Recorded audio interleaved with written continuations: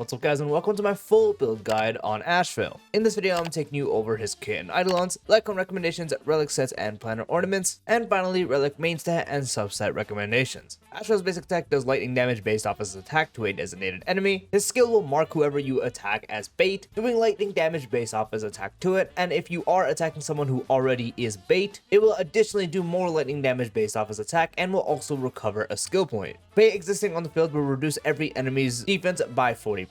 Anytime there's no bait on the field, Ashveil will immediately make the enemy who has the current lowest HP on the field as bait, and bait only will take effect on the most recently applied target. His ultimate will first mark whoever you choose to attack as bait, then deal lightning damage based off his attack to it, and will immediately launch an enhanced version of his talent's follow-up attack against that enemy. He will also gain 3 charges for his follow-up attack. The enhanced follow-up attack launched by his ultimate will not consume charge, and anytime you have gluttony stacks reach 4 or more, 4 stacks of gluttony will be consumed to do an additional instance of lightning damage equal to 200% of Ashveil's attack. If that follow-up were to kill an enemy, it will mark a new enemy as bait and start doing damage to that one instead, and will trigger until gluttony becomes lower than 4 stacks. If enemy targets on the field have all been dealt a killing blow, the enhanced talent's follow-up attack will end. His talent will have an initial charge of 2 and can hold a maximum of 3. Anytime a teammate hits bait, Ashveil will regenerate a fixed amount of 8 energy and will consume 1 charge to launch a follow-up attack against that bait enemy, doing lightning damage based off his attack, and will also grant him 2 gluttony stacks, stacking up to 12 times every time he launches a follow-up attack. His technique inflicts daze on enemies within a set area. Entering combat against an enemy that is inflicted with Ashveil's technique will do 100% of his attack to all enemies, and will also grant Ashveil 1 charge. For Ashveil's bonus traces, his A2 will grant him 1/2 stacks of gluttony when Ashveil himself uses his skill or ultimate, and if Ashveil's follow-up attack kills an enemy, it will grant Ashveil 1 stack of gluttony. His A4 will increase Ashveil's follow-up attack damage by 80%, and every stack of gluttony currently in possession will further increase the damage dealt by his follow-up attack by 10%. And his A6,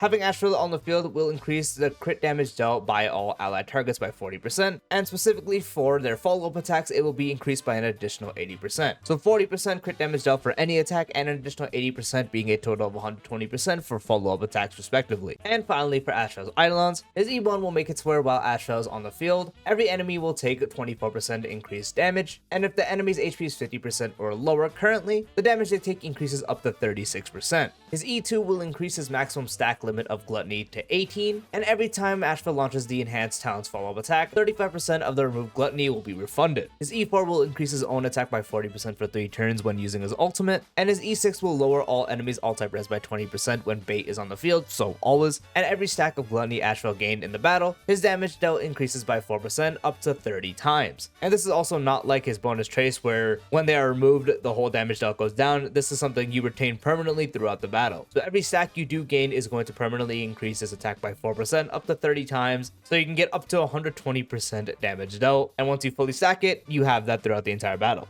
For his Lightcone options, overall his best option is going to be his own signature Lightcone, providing the wearer 18% crit rate, and also being able to increase the wearer's attack by 40% when they do reach the requirement of getting Umbra Devourer. The Lightcone providing crit rate is really good off the bat, just because Ashveil is able to get a massive amount of increase to his crit damage dealt, and also his traces provide crit damage, a lot of his supports provide crit damage, so this Lightcone providing crit rate is a very good balance. Ashveil is also relatively attack deprived, so the 40% attack is good, and it's also making enemies take more damage, so everyone on the team is going to be able to do more damage. As a main DPS, this option is still very good, one of still if not his best. It's only tied and sometimes worse to one other option, which I'm about to talk about, but even for both the sub-DPS role and the main DPS role, this Lightcone is very good if not the best. The other Lightcone, which is really good for his main DPS potential, and usually going to be better, is going to be Dr. Ratio's Lightcone, providing 20% crit damage for the wearer, and 8% increased crit damage out to enemy targets with more debuffs that stack up to 3 times. Using ultimate to attack an enemy target will give the wearer a disputation effect, which will increase damage dealt by 36% and enable follow-up attacks to ignore 24% of the target's defense for 2 turns. At the cost of gaining any crit rate, you are just getting more crit damage, which is a bit unfortunate, which is one of the drawbacks of this Lightcone as well, since it becomes even harder to build crit rate on Ashveil. As I did mention, he has no sources in his actual kit, so you are reliant on your actual rolls or something like Sunday Talent, Sparkle Lightcone, so so on and so forth. But if you are able to still build a good crit ratio while running ratios Lightcone, haha, get it? This Lightcone is insanely strong because you're getting more crit damage, so anytime you crit, you also get the damage dealt increase, and then the main part, which is the best part of this Lightcone, the 24% defense ignore for follow-up attacks. Ashveil himself in his base kit has 40% defense ignore, and this extra 24% is going to stack very well. Defense ignore exponentially gets stronger, so getting an extra 24% alongside a 40% having a total 64% for his follow-up attack, specifically when the effect is active, is very good. And if you are able to have other sources of defense ignore from stuff like, let's say, Sunday E1, Sparkle E2, the more you can get, the better it's gonna be. 64% is still very good on its own. It's not where you get like big increases. Big increases start from around 70% and higher. So if you're able to push it up to like the 80%, 90%, or ideal 100%, this Lightcone becomes even stronger, especially if it is indeed helping you to hit that, which makes this one of, if not the best options for his main DPS potential. You can also use Topaz's signature Lightcone, which does give the wearer 18% crit rate and 30% increase to follow-up attack damage dealt, where using the follow-up attack to hit an enemy will inflict them with the tame state that stacks up to 2 times, and the enemies inflicted with the tame state will get crit damage dealt increased by 12%, so up to 24%. Provides the same crit rate as his signature, and also increases his main source of damage being follow-up attacks, and more crit damage dealt for the entire team, so it impacts his damage and also anyone on the team, similar to his actual signature Lightcone, which instead is vulnerability. This can actually be better since vulnerability is very oversaturated in this game, so Topaz's signature Lightcone is another very good option. If using him with Sparkle, you can use Archer's Lightcone, providing the wearer 16% crit rate. If skill point limit is 6 or higher, the wearer's attack will increase by 40%, and after each use of the wearer's skill, attack will increase by 10% that stacks up to 4 times. The reason this Lightcone is good is because 1, it provides crit rate, but as I mentioned, you are forced to run Sparkle to actually get the effect, since she would be the only one to help you get the upper skill point limit. Sparkle is a really good option with him, so that's not necessarily a problem, but if you were to have other team ideas, unfortunately you wouldn't be able to run this on him. So when you are running with Sparkle, you get the 40% attack, and then every time you use skill, you get an additional 10% attack, up to a total of 80% when everything is stacked. As I did mention, he is attack deprived, so getting that massive attack increase is very good, and the crit rate increase makes him easier to build, which makes Archer's Lightcone very good. Good free-to-play option is the Cruising Lightcone, which is free from the Herder shop, so I'm just going to display this at S5. Provides wearer 16% crit rate and a increase to crit rate additionally by 16% when attacking enemies with HP percentage currently at 50% or less, and defeating an enemy will increase the wearer's attack by 40% for 2 turns, so up to a 32% increase to crit rate and also 40% attack. Very good since, again, he doesn't have any sources of crit rate, so this is massive. You don't want to fully build with the fact that you're always going to be attacking 50% HP percentage or less enemies, but it's definitely good to help you fill in like the last maybe 5 to 10% crit rate on his build, while also still providing you a good amount of crit rate at base, and 40% attack when defeating an enemy. That shouldn't be a problem, especially if the stage has smaller enemies on the side for you to consistently stack it and keep it up, which is also very good for his performance. 4-star options, you can use the Battle Pass Lightcone, which increases the wearer's crit damage, skill damage, and follow-up damage, both values at 24%, and at S5 both values are 40%. Crit damage is unfortunately worse to increase than crit rate, so it's going to be harder to build him, but he does do damage off his skill. He does do damage off mainly his follow-up attack, so that getting an increase is good, which is why it is usable. If applicable, you can use only Silence Remains, which provides a 60% attack and up to 12% crit rate if you do have the effect of having 2 or fewer enemies on the field, and at S5 it's 32% attack and 24% crit rate, so more attack helps with his attack deprived stat, but the requirement would be having 2 or less enemies on the field, so anytime there is more, this Lightcone becomes relatively mid, but if you do have the effect, you get up to 24% crit rate, which is good for building him, so in those scenarios you can use it. For Relic Sets, his best in slot is going to be the Ash Blazing Grand Duke set, as everything here is very good for him. The 2-piece is going to increase his main source of damage, 4-piece is able to increase the wearer's attack by a lot. It just requires the actual follow-up attack the wearer does to hit multiple times, which Ashveil's follow-up attack hits multiple times, enough to actually fully stack it and still get more hits in. So every time he uses a follow-up attack, it's going to constantly be able to be max stacked, and for when you are using his enhanced follow-up attack, when the actual big hits do proc, it will be fully stacked by this Relic set, which is going to make this Relic set provide the biggest increase to damage, especially for his main source of damage, making it the far and none best in slot and the most recommended one to use. The only other one really is going to be the Pioneer set, which does increase damage dealt to debuffed enemies. 4-piece provides some crit rate and is able to do increased crit damage to enemies that have more debuffs, 2/3, and when the wearer inflicts a debuff on enemy targets, aforementioned effects increase by 100% for 1 turn. Enemies will always be debuffed with the actual bait effect lowering everyone's defense, so the 2-piece will always be active, and then depending on your Lightcone situation, if you have E1, you you are able to apply more debuffs onto enemies, and usually his teams will have some form of debuffs to help you, so on majority of his teams you are able to get this fully stacked. But overall it does perform worse than the Duke set, but if you have a really good debuff set laying around, you can very much use it, providing the fact you do have enough debuffs to hit it, which again, on his teams, you're not really gonna have a problem. And now the more situational set is the Genius set. 2 pieces uses, 4 piece provides 10% defense ignore and up to 20% if they are quantum weak. This is very situational because if you remember, he has a big 40%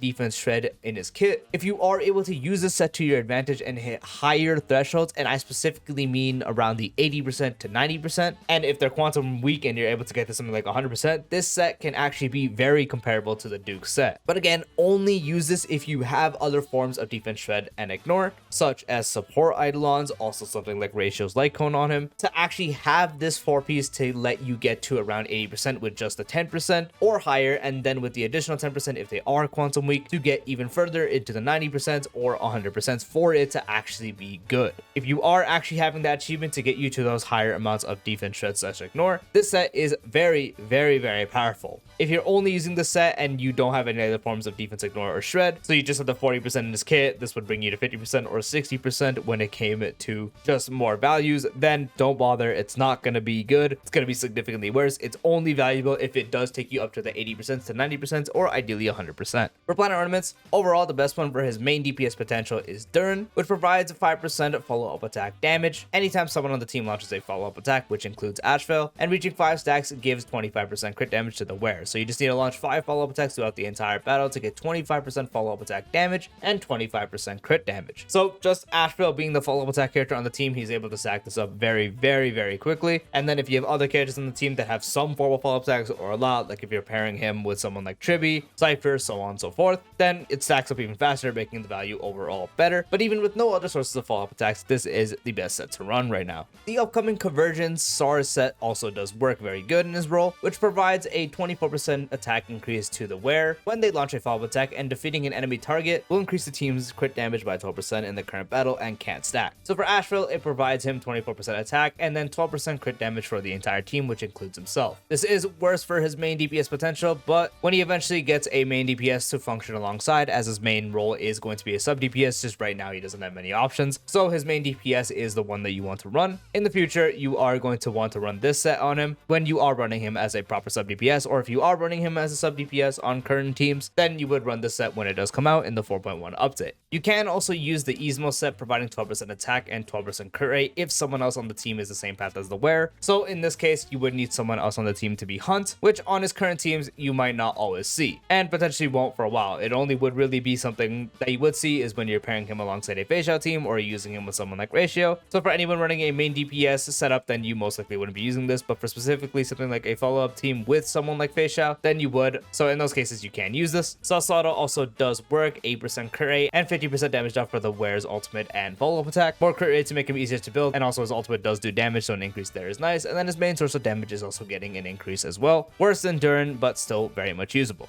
With the main stats on the relics, for the body, you're going to run crit rate. For the feet, this does depend. If you're running him on a -1 setup or a sub DPS on a Facial / Ratio team, you would run speed to get him to breakpoint. Otherwise, if you are pairing him with a hyperspeed sparkle and or RMC, you would run attack % boots. For the orb, you can do attack % or lightning orb. Attack % is going to be the most common, but when you are using him alongside characters like Sunday or just characters that provide a lot of damage dealt, in that case, attack % would actually further be better, and that's actually a very common situation. But if you have a good amount of attack rolls, you're running something like the Duke set where you get a bunch of attack, and you're also doing a base speed setup with attack % boots, in that case you can run lightning orb, which can situationally outperform attack %. And for the link rope, you want to run attack %. For the substats, first, if you are doing a -1 setup or you are running him as a sub DPS, for the sub DPS you just want to get him to 134 or higher speed. For the breakpoint, if you are running him in the -1 setup, you want to get him 1 speed higher than your Sunday or Bronya. So if your Sunday or Bronya is 138 speed, then you would need to get Ashveil to 139 or 140 speed. However, if you're running him base speed with a hyperspeed support and or RMC, then completely ignore that step. Then you would focus on crit rate, get it close to 100% as possible. You want to get 100% crit rate on Ashveil. It is important, especially since a lot of his attacks and almost all of them do multiple hits. You want them all to crit. Since often his action advances might have a form of crit rate, do be sure you are accounting that when you are building him. So if you're running him alongside Sunday, you would build up to 80% crit rate because Sunday gives 20%. With RMC, RMC, that gives 10%, then you would build up to 90%. With Sparkle's Lightcone, you would also build around 90%, or if you're doing Sparkle with their Lightcone plus RMC, then you would only need 80%, as both of them give 10%. So be sure to account for that as well. Then focus on attack percent and also crit damage. You don't really need to focus on crit damage too much. He has the crit damage dealt in his base kit, crit damage traces, his supports like RMC, Sunday Sparkle, Bronia all give crit damage, so you don't have to focus on it too much, so getting around 140% is fine. And for attack percent, it's a good focus to get it around 3100 or higher. And that is the full build guide for Ashveil. I do hope you found this video helpful. If you did, dropping a like would be greatly appreciated. If you're new to the channel or haven't done so already, be sure to subscribe and turn on the bell icon for future videos like this, along with all the types of Star Rail content. And I'll see you later. Peace out.